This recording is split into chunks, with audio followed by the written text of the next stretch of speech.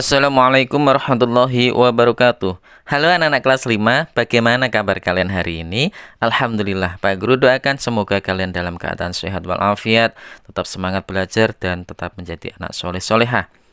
Alhamdulillah, pada kesempatan yang baik ini, Pak Guru akan memberikan materi Pendidikan Agama Islam dan Budi Pekerti kelas 5, pelajaran yang ketiga pada semester 1 ini, yaitu Cita-citaku menjadi anak solih. Pada submateri, orang jujur disayang Allah Subhanahu wa Ta'ala. Anak-anak, sebelum kita lanjutkan, marilah kita berdoa terlebih dahulu. Berdoa mulai. Bismillahirrahmanirrahim. Rabbi zidni ilma warzuqni fahma. Amin ya rabbal alamin. Bagi yang baru bergabung dengan channelnya Pak Guru ini, silahkan klik subscribe dan tombol loncengnya agar kalian selalu mendapatkan video terbaru dari Pak Guru selanjutnya. Terima kasih. Anak-anak, apakah kamu pernah mendengar ada orang bercita-cita menjadi anak solih? Biasanya kalau ada anak ditanya, apa cita-citamu nak? Jawabannya selalu saja bilang seperti ini anak-anak. Banyak yang bilang seperti ini. Ingin menjadi dokter, ingin menjadi insinyur, ingin menjadi pilot. Nah, pada pelajaran ini akan menjelaskan sesuatu yang baru.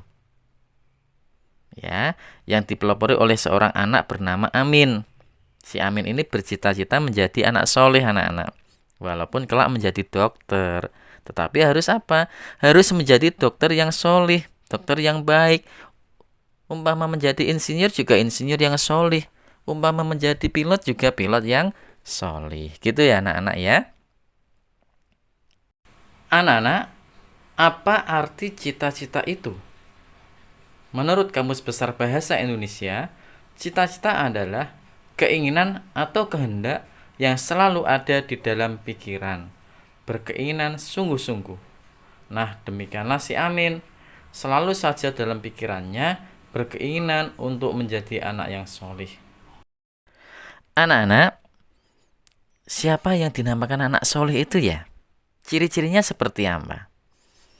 Jadi, Pak Guru mengatakan anak-anak yang soleh-solihah, berarti itu anak soleh yang soleh itu anak yang bagaimana? Cirinya seperti apa? Soleh itu artinya baik anak-anak. Jadi kalau Pak Guru mendoakan kalian menjadi anak yang soleh dan solihah, berarti doa Pak Guru adalah kalian agar menjadi anak yang baik.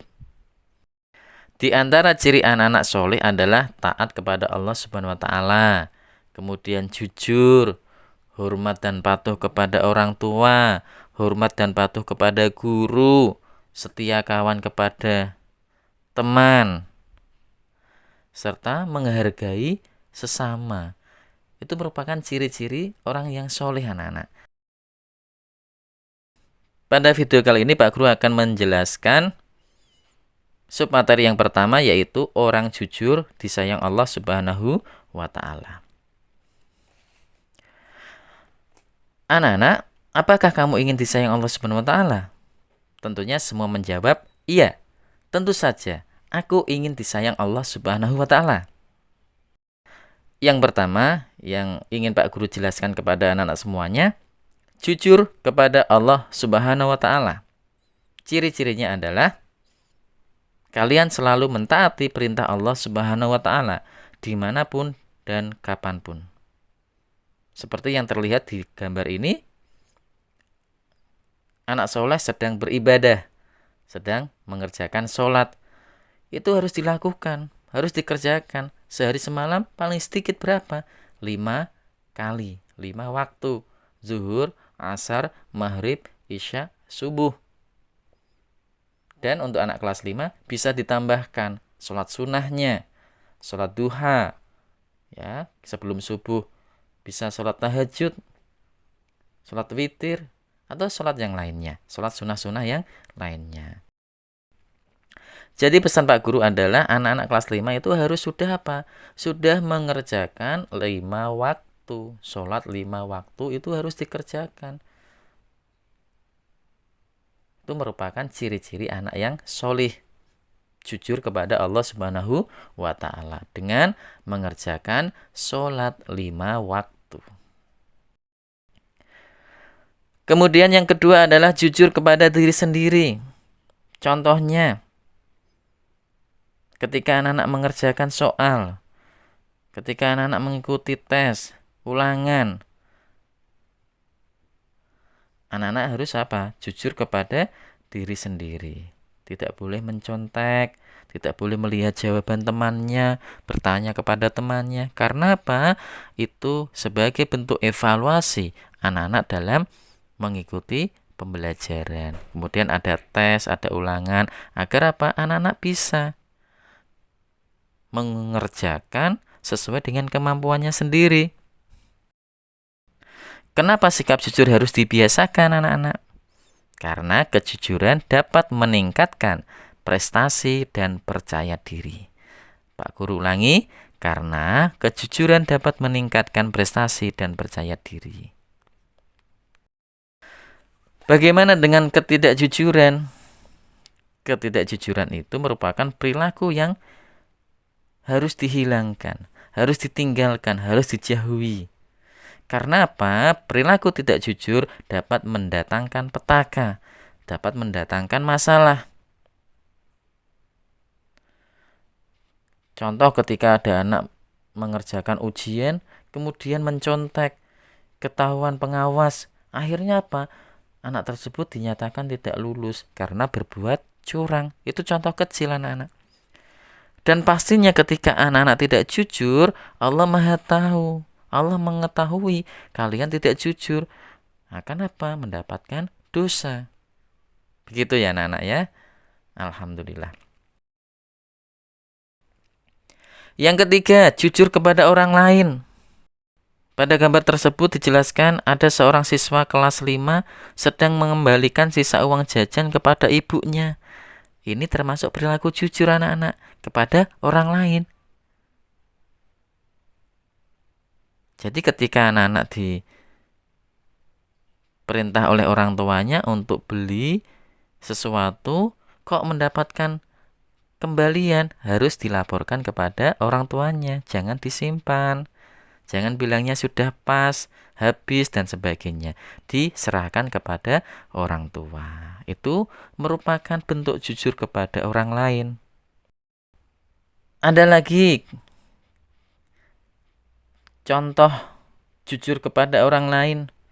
Misalnya seorang siswa berjanji kepada bapak ibu gurunya akan menyerahkan tugas atau PR pada hari dan tanggal yang sudah ditentukan. Bila siswa tersebut memenuhi janjinya,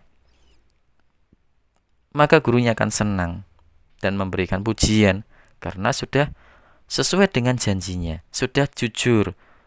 Ya, sudah jujur sesuai dengan yang ditentukan harinya. Apa yang terjadi jika siswa tersebut tidak menepati janjinya? Ayo, ketika anak sudah menyampaikan kepada gurunya bahwa akan mengumpulkan ulangan pada hari dan waktu yang sudah ditentukan, ternyata apa? Tidak menepati janjinya. Tidak menepati janjinya. Tentunya bapak atau ibu guru kecewa. Ya, kecewa karena apa? Karena anak tersebut tidak jujur. Paham ya anak-anak ya? Alhamdulillah. Anak-anakku yang soleh dan solihah, setelah kalian memperhatikan apa yang Pak Guru sampaikan, yaitu tentang orang jujur disayang Allah Subhanahu wa ta'ala, sikap kebiasaan yang bisa dilakukan dalam kehidupan sehari-hari adalah insya Allah kalian selalu bersungguh-sungguh dan bersikap jujur agar disayang Allah Subhanahu wa ta'ala. Sikap kebiasaannya adalah insya Allah anak-anak selalu bersungguh-sungguh dan bersikap jujur agar disayang Allah Subhanahu wa ta'ala. Anak-anak, demikianlah yang bisa Pak Guru sampaikan pembelajaran pendidikan agama Islam dan budi pekerti tentang cita-citaku menjadi anak solih pada submateri orang jujur disayang Allah. Semoga bermanfaat dan anak-anak menjadi anak yang jujur kepada Allah, kepada diri sendiri dan kepada orang lain. Marilah kita akhiri pembelajaran ini dengan membaca hamdalah bersama-sama. Alhamdulillahirabbil alamin. Wassalamualaikum warahmatullahi wabarakatuh.